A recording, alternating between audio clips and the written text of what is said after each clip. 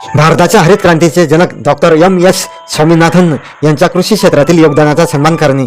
त्यांच्या जन्मशताब्दी वर्षानिमित्त महाराष्ट्र सरकारने 7 ऑगस्ट हा दिवस शाश्वत शेती दिन म्हणून घोषित केला आहे. रसायनांचा वापर कमी करून जमिनीची सुपीकता टिकवणे आणि नैसर्गिक संसाधनांचे जतन करणे, हवामान बदलाला तोंड देणाऱ्या आणि कमी खर्चाच्या आधुनिक शेती पद्धतीबद्दल शेतकऱ्यांमध्ये जागरूकता निर्माण करणे, कृषी विद्यापीठांद्वारे हवामान अनुकूल शेतीवर नवीन संशोधन आणि तंत्रज्ञान विकसित करणे, भावी पिढीसाठी सुरक्षित, सकस आणि पुरेशा अन्नधान्याची उपलब्धता सुनिश्चित करणे.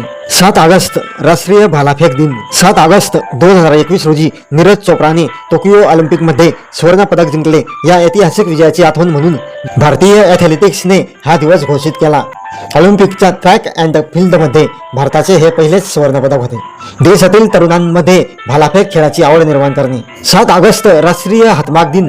7 ऑगस्ट 1905 रोजी ब्रिटिश वस्तूंवर बहिष्कार टाकून भारतीय कापड वापरण्यासाठी स्वदेशी चळवळ सुरू झाली होती. या चळवळीला मान देण्यासाठी भारत सरकारने 2015 पासून हा दिवस सुरू केला. विणकरांच्या कष्टाचा सन्मान करणे आणि त्यांना आर्थिक सहाय्य देणे, भारताची पारंपरिक वस्त्रे आणि विणकाम कला जिवंत ठेवणे, व्होकल फॉर लोकल अंतर्गत लोकांना हातमाग कापड खरेदी करण्यासाठी प्रोत्साहित केले जाते.